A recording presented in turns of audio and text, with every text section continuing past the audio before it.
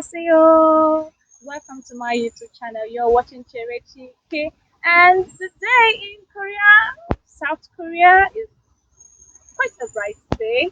The sun has been smiling down on us. Yes, it gives a feeling of the great celebration that is just at the corner. And do you know what celebration it is? It is the Chuseok. Yes, Chuseok, also known as Hangawi or Autumn Eve. It is a harvest festival in Korea. A very well celebrated one, I must say. It is so important to them that they actually map out 3 days to mark the celebration. Koreans in diaspora travel far and wide back to their hometown and to their family to celebrate together as one. Chuseok is celebrated on the 15th day of the 8th month of the lunar calendar. Yeah, and of course, in the on the Gregorian calendar, it's actually different. The Gregorian calendar, which is popularly used in the world, in the year 2013, it occurred on September 19th. In the year 2014, it occurred on 8th of September, and in 2020, it occurred on the 1st of October. And this year, 2021, it occurs on the 21st of September. That is exactly 5 days from today. Some rituals are being carried out during this celebration. On the morning of Chuseok, families gather together to pay respect to their ancestors. A table is decorated, I must say, with different Korean dishes, and this is called the Charye. Yes, they do this, and then candles are lit, alcohol poured, and they do some bowing.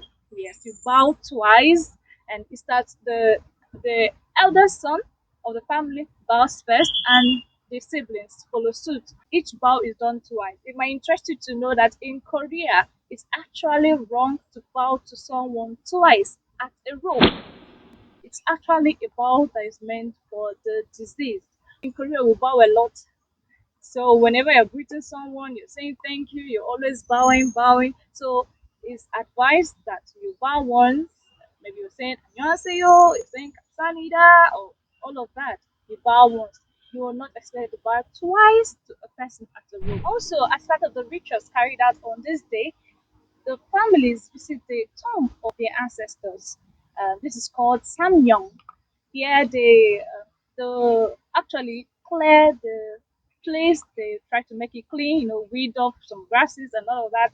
They pay their respect to their ancestors. Food from the chariot, some part of the food is actually taken to the grave of their ancestors. It's also part of the rituals. After this ritual is done, it is time for food. The food is rearranged to a dining table for the families to enjoy. Now, food is actually a very important part of the celebration because the food tells a lot about their culture. There's no celebration in Korea without food, of course, and some of the foods that are served on this day are the chong, Korean savory pancake. We also have some fruits, some freshly harvested rice. Of course, it's the harvest season, so everything is always fresh from the farm. And of course, there is no Chuseok without the Seongmyo. Seongmyo is a rice cake that is molded to have the shape of the moon, the half moon, and actually the most important dish of this celebration.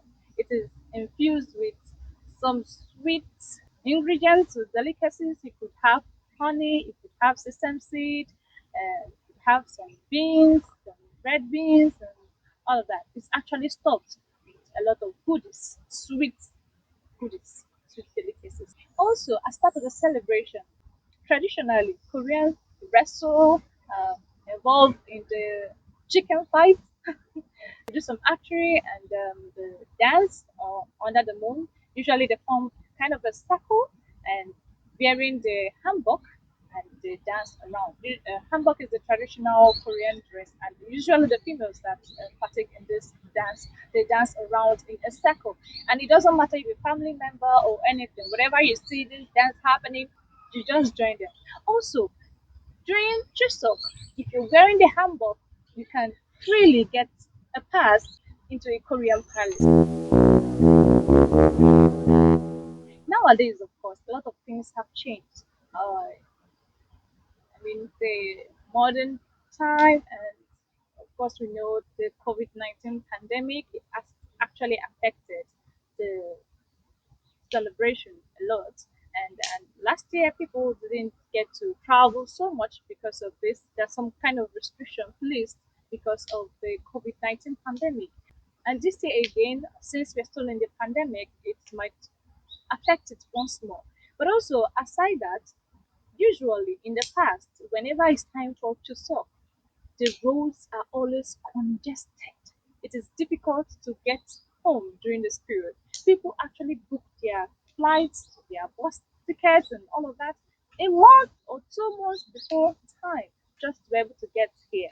Because if you don't, you will always be a victim of the congested roads during this period. But nowadays, instead of moving down home, some people choose to travel out to other countries or go on kind of a holidays and hang out with their friends and maybe families that are close to them, and those home also gather together and do that.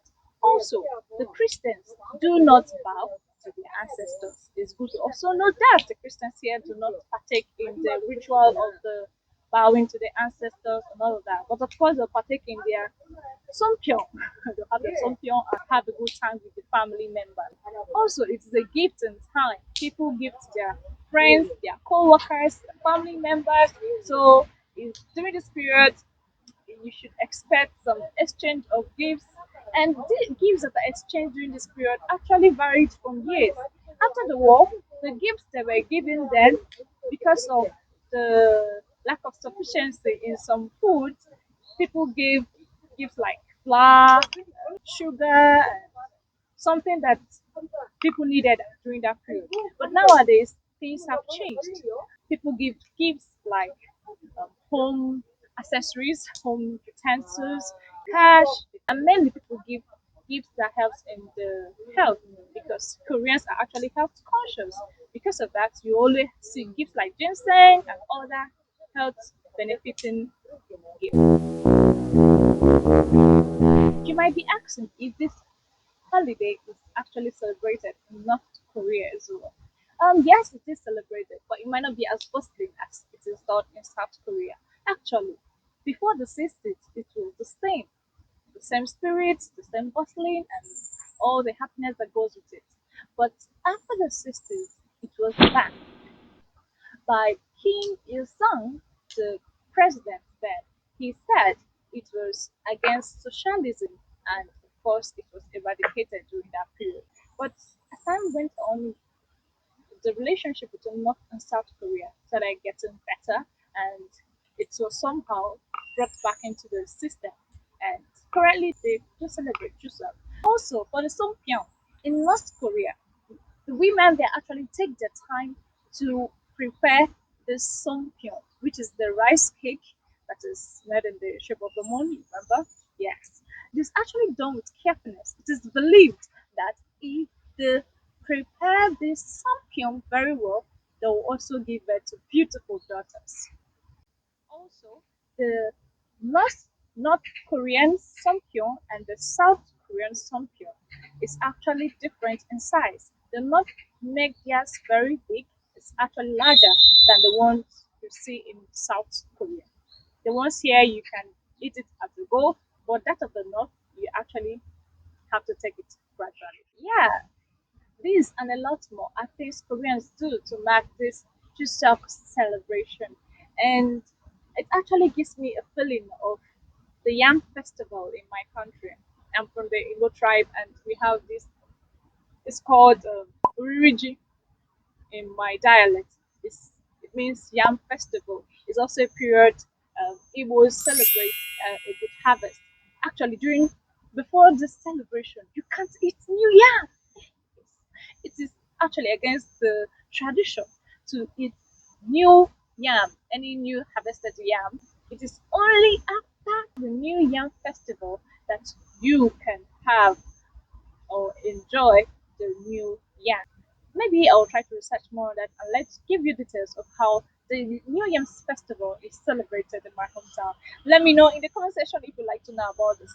And yes, and also let me know if you have a similar festival in your country and what's the name and how is it celebrated. I hope you found this video very helpful. Thanks for joining us today, and I'll see you on the next video. Bye.